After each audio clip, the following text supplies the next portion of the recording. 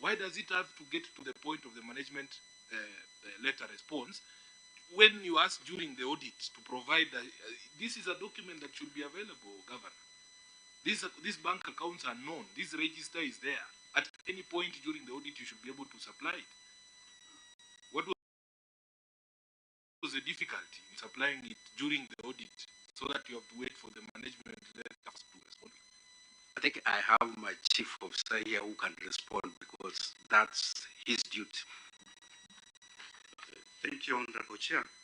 Maybe I'll refer the Honorable Senator to the details of the response you've given. The bank accounts in question relate to independent entities that are audited independently. And that is why at the time of audit, we expected that whatever we are providing was only to relate to that particular audit.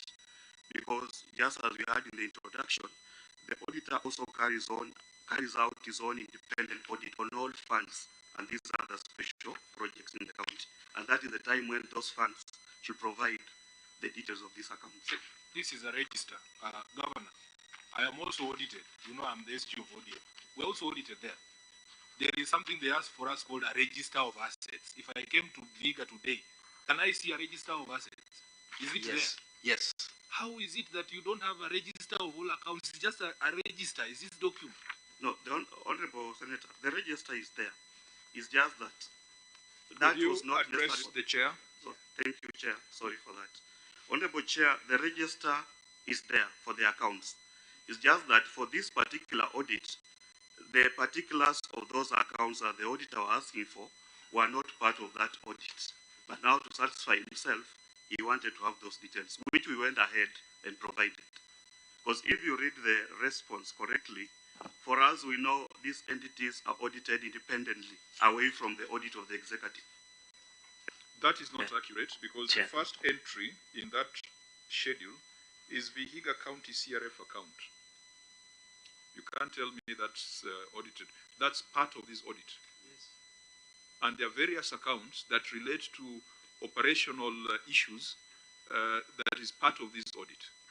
Chair, what we provided is for all accounts in the county. That is why, as much as the auditor was talking of 96, we've gone ahead and provided 148. Because now those are all the accounts we are dealing with in the county. Yeah, but you cannot say that the auditor had asked for funds. These accounts that are here are accounts relating to equitable share, accounts relating to your cooperations. So I don't think, and that's why I stopped the governor when he was reading that long story about funds, because it does not address the issue. Senator Onyonka. Thank you. I wanted to raise this issue with Treasury. What is our policy about holding these bank accounts? Because I do not understand, Chair, how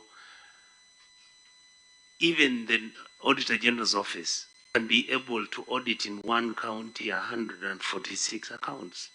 And we have got 47 counties, and that's just only one line item. So, Treasury, what can you explain to me what? Proceed. Thank you, Chair. I believe that the authority to open these bank accounts is given by the county treasury of a particular county. And I believe that before the audit is done, I believe that Auditor General audits some at the sub-county level. And then finally you come up with the report for the whole county at one point. I don't know whether this is an arrangement in county government of Vihiga, but we are supposed to have a sub-county that is dealing with a number of these accounts, so that the job of auditing these accounts is smaller than when you go to an individual account. Chair, can I revisit that question? You've completely not answered me. What is the policy about county governments opening accounts? Can you open 2,000 accounts as you may so wish? And maybe Auditor General's team would advise you, and I would suggest Eva from ESCC, what have you discovered when these accounts are opened and what happens there?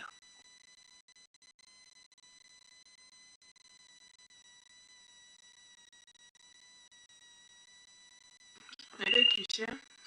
These bank accounts, when they are opened by the county, it is expected that the county government maintain the accounts in central bank, but with a few exceptions, like the interest account, operational account can be maintained in the commercial bank. But we find that the county government have so many accounts in the commercial bank. But in case they have to open like for special funds, it has to go through the regulation that has been even approved with the county assembly, then the county treasury can open. But I don't think there can be so many accounts that we are seeing. Because most of the accounts of the county government are supposed to be held at the Central Bank of Kenya. Apart from interest account, and treasury maybe can attest to that, and an operational account. Chair, Thank you, Chair. Chair, just to follow up on what she's saying. If you look at this document, the accounts from number 1 to 13 are essentially the county government accounts. I would want the officer from EACC to pay attention to what I'm asking. The accounts from number 1 to 13 are held at the central bank. These are the accounts for the county government. If you go to number 32 there, from number 32, these are accounts for health facilities within Vihiga County. So each health facility there, I presume, has their own account. You come all the way to number 92. All of those are for these health facilities. You go to number 92 is educational facilities. Each of the educational facilities has their own account. You come to, I think these others are what? Sub-county accounts. I don't understand which ones those are. But the question that Senator Onyonka was asking, Chair,